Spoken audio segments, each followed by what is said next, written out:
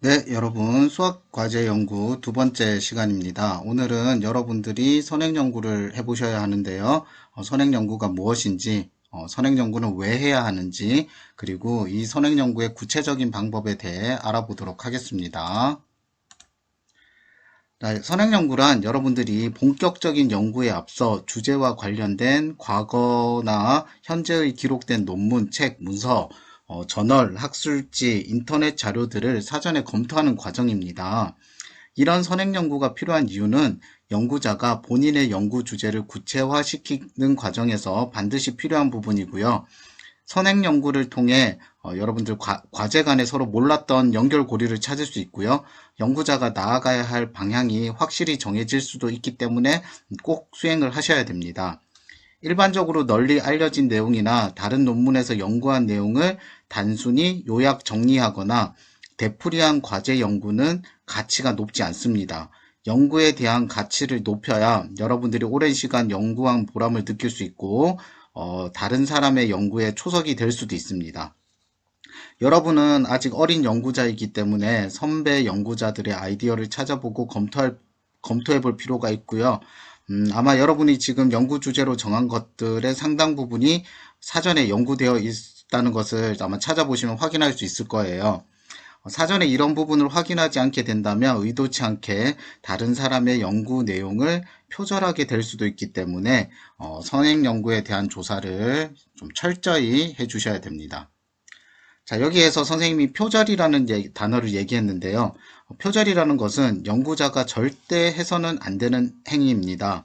언론에 나오는 공인들 중에 학위 논문과 관련되어서 표절로 어려움을 겪는 경우를 여러분들 종종 볼 수 있을 거예요. 추후에라도 여러분들이 공식적인 연구를 할 때 절대로 다른 연구를 그대로 옮기는 표절 행위는 해서는 안 됩니다. 그런데 약간 애매모호한 경계가 있어요. 특히 이제 연구 진행이 아직은 여러분들이 조금 미숙하고 어려울 수가 있는데 이럴 때 표절의 유혹이 좀 심하게 다가와요. 어디에 있는 자료를 그대로 가져와서 마치 자기가 한 것처럼 제출하고 싶을 때가 많습니다. 시간이 부족해서 그럴 수도 있고 연구에 대한 부담감에서 그럴 수도 있어요. 하지만 선생님이 원하는 건 이전 시간에도 얘기했지만 지금 하는 거는 어디까지나 여러분들 연습입니다. 여러분들은 연구하는 과정을 다른 친구들보다 먼저 연습한다고 생각하시고 좀 힘들더라도 가급적 본인 스스로 연구에 임해 주시면 감사하겠습니다. 여러분 혹시 1만 시간의 법칙이라고 들어보셨나요? 어떤 영역에서 성과를 얻으려면 최소한 1만 시간을 꾸준히 투자해야 한다는 내용인데요. 창의성도 마찬가지입니다. 여러분들의 노력에 따라 창의성도 늘어날 수 있어요. 이런 창의성을 위한 노력 중 모방의 변형 방법이 있어요. 창의성의 출발이 모방에서 시작할 수도 있다는 겁니다. 하지만 모방에서 멈추면 표절이 되는 거고요.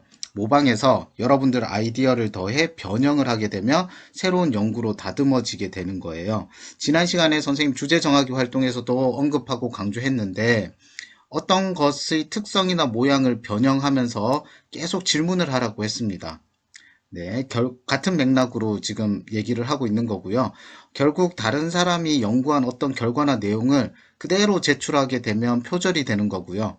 거기에 여러분들이 약간이라도 조금 새로운 아이디어를 넣어서 연구의 방향을 바꾼다거나 하게 되면 이제 창의적인 연구가 되는 거죠.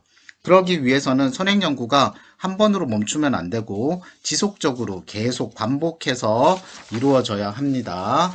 자, 그렇게 해야 여러분들이 연구 주제와 연구 방향이 다듬어지게 됩니다. 자, 여러분들이 선행 연구를 하는 구체적인 방법을 이제 한번 예를 들어서 한번 살펴볼게요. 선생님이 예전에 작성한 논문을 한번 참고해서 얘기를 해드리겠습니다. 예전에 선생님이 논문을 할 때 처음에 주제를 정할 때 선생님이 관심을 가졌던 건 넓이였고요. 자, 넓이를 구하는 여러 가지 방법 중에 격자의 개수를 세워서 넓이를 구하는 재밌는 방법이 있더라고요. 네, 그렇게 이제 선생님 막 검색을 해서 찾아냈죠. 그 넓이를 구하는 게 뭐였냐면 픽의 정리가 있다는 걸 알게 되었어요. 자, 여기까지가 지난 시간에 여러분들이 이제 활동한 거고요. 자, 이제 여러분들이 선생님하고 이제 선생님은 선행 연구를 이제 시작을 하게 되는데 선행 연구를 하기 위해서는 이제 기존의 자료들이 어떤 게 있는지 검색을 해봐야겠죠. 그럴 때 필요한 게 키워드입니다. 핵심 단어가 필요하죠. 자, 그리고 여러분들이 검색할 수 있는 자료는 지금 화면에서 보시듯이 구글 학술 검색, 네, scholar.google.co.kr, 그럼 네이버 학술 정보, academic naver.com, dbpeer, dbpeer.co.kr, 한국 학술 정보 키스, kiss.kstudy.com, 학술연구 정보 서비스 ris.kr, 이 사이트들을 이용하시면 됩니다. 이게 보통 이제 대학원 이상의 어떤 논문들이 기재되어 있는 그런 사이트인데요. 선생님은 학술연구 정보 서비스를 한번 검색을 해 보겠습니다. 이용해서 검색을 해 볼게요. 네, 이렇게 리스트에 접속을 한 다음에 키워드를 이용해서 이제 찾아보시면 되는데, 아까 설명해 드렸던 사이트가 논문을 다운받을 때 그러니까 돈을 요구할 수도 있습니다. 유료도 있을 수 있고요. 회원가입을 요구하는 경우도 있습니다. 리스트의 좋은 점은 회원가입 없이 여러분들이 자료를 손쉽게 얻을 수 있다는 건데, 어떤 걸 검색하면 된다고 했죠? 키워드, 핵심 단어 들을 잘 선정을 해서 검색을 하시면 관련 연구 자료들이 나옵니다. 선생님 같은 경우는 피계 정리에 대한 얘기였기 때문에 피계 정리를 검색하면 이런 식으로 연구된 논문들이, 그다음에 뭐 단행본이나 뭐 여러 가지 내용들이 쭉 나오게 됩니다. 그래서 이제 이게 선생님이 작성한 논문이었거든요. 이런 식으로 논문을 좀 열어보면 PDF 파일로 이제 제공이 됩니다. 네, 이렇게 PDF 파일로 제공이 되고요. 조금 그냥 논문을 보게 되면 여러분도 앞으로 나중에 언젠가 논문을 좀 쓸 기회가 생길 것 같은데, 일단 뭐 목차나 이런 거 있고요. 요약 정리하는 게 있어야 됩니다. 보통 초록이라고 하는데요. 논문이 한 100페이지 정도 되기 때문에 간단하게 요약해서 저는 이런 걸 연구를 했고 결과가 이렇습니다를, 네, 적어주는 그런 거죠. 다음 서론에는 필요성과 목적을 적어주시고요. 이런 문제에 대해서 연구를 해보겠다가 들어가야 되고요. 용어의 정의 같은 경우는 뭔가 논문 자체가, 연구 자체가 명확해야 되기 때문에 용어를 명확하게 이제 다시 한번 더 정리를 해주는 거죠. 여기 이 논문에서 말하는 뭐 영재 학생은 이런 학생이고, 뭐 사고 특성은 이렇고, 정당화는 이렇다. 그다음에 연구에 대한 제한점, 뭐 단점, 연구의 장점, 기대되는 효과 등등을 이제 서론 부분에 다루면 되고요. 이제 이론적 배경이라고 정리하는 게 있는데, 이제 이쪽 부분이 선행 연구를 통해서 얻은 내용들을 정리한다고 생각하시면 돼요. 그래서 피계 정리가 이렇고, 증명은 이렇게 하고, 뭐 등등의 내용들이 사전에 연구되었던 것들을 이제 선생님이 좀 정리를 이제 한 거죠. 이렇게 쭉 정리를 한 이후에 이제 이런 식으로 연구를 하겠다. 연구 방법은 이렇게 되고, 연구는 누굴 대상으로 할 거고, 뭐 연구 절차는 언제까지는 무엇을 하고, 언제까지는 무엇을 할 거다. 이런 것들을 하고, 이제 다음으로 연구를 실시를 합니다. 연구를 실시를 한 다음에 그 과정이나 결과들을 이제 넣으면 되겠죠. 자, 이건 이제 논문에 대한 내용이고요. 여러분들은 이제 지금 하고 있는 건 논문까지는 아니더라도 이제 간단한 보고서 형식이지만 흐름은 이런 식으로 이어진다는 것들은 좀 알아두시면 되고요. 선생님이 지금 보여주고 싶은 거는 이제 논문 끝에 가 보시면 이제 결론이 있어요. 결론 부분을 좀 보시면, 네, 이쪽에 보시면 이제 요약 및 결론이라고 해서, 사실 앞에 논문 앞에 내용들은 너무 많고요. 요약 및 결론에 와서 이 논문이 어떤 것들을 썼구나, 어떤 내용들을 다루고 있구나, 이런 것들을 쭉 한번 보시고, 특히 이제 재현 부분이 있어요. 재현은 뭐냐면 연구자가 더 연구를 해보고 싶은 것들을 적어 놓기 때문에 여기에서 좀 새로운 아이디어들을 많이 얻을 수 있습니다. 뭐 여기에 보시면 각기둥에서의 피계 정리, 피계 정리 자체가 평면에서 격자의 그 점의 숫자를 세는데 입체로도 피계 정리를 확장할 수 있을까? 뭐 그런 것들 아이디어를 얻을 수 있겠죠. 예, 그러니까 뭐 이쪽 부분을 보시는 게 여러분들이 새로운 아이디어를 얻는데 많이 도움이 될 거예요. 그리고 이 논문 자체를 참고 문헌을 꼭 기재가 되어 있는데, 참고 문헌이 뭐냐면 이 논문을 쓰기 위해서 선행 연구된 논문들입니다. 그러니까 여기에서도 아이들 이제 타고 파도 타기 하면서 들어간다고 생각하시면 되죠. 이 논문에서는 뭐가 있을까? 이 논문에서 뭐가 있을까 하면서 조금 찾아보시면 되고, 영어 논문들도 있는데 또 한 가지 여러분들한테 검색 팁을 말씀을 드리자면, 여러분들이 검색을 하실 때요,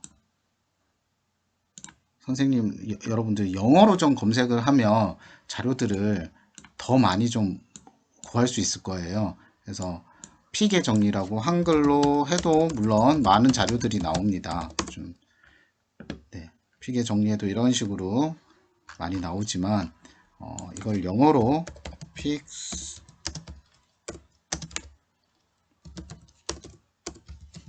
시어럼, 네, 이렇게 검색하면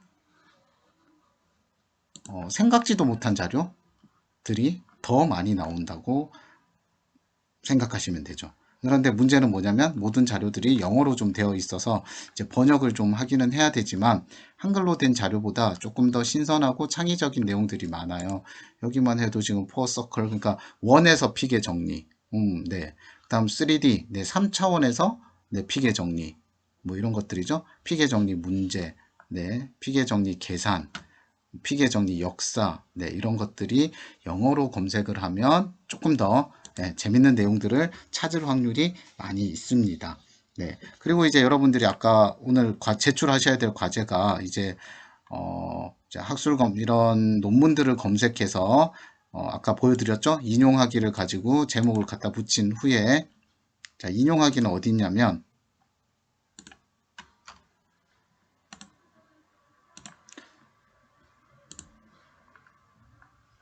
네, 이 논문을 보시면요. 다른 사이트도 마찬가지로 인용하기 탭이 요즘 많이 생겼어요. 탭을 인용하기를 누르게 되면 여기에 갖다 붙이기를 하는 거죠. 그러면 자동적으로 저자와 논문 제목이 들어갑니다. 손쉽게 여러분들이 정리를 할 수 있고요. 이 내용들을 좀 정리를 해 놓으셔야 여러분들이 나중에 보고서 쓸 때 그 내용들이 어디 있었더라? 이럴 때 찾기가 쉽습니다. 그래서 여기에서 여러분들이 얻은 내용 3차원으로 픽의 정리를 확장할 수 있다.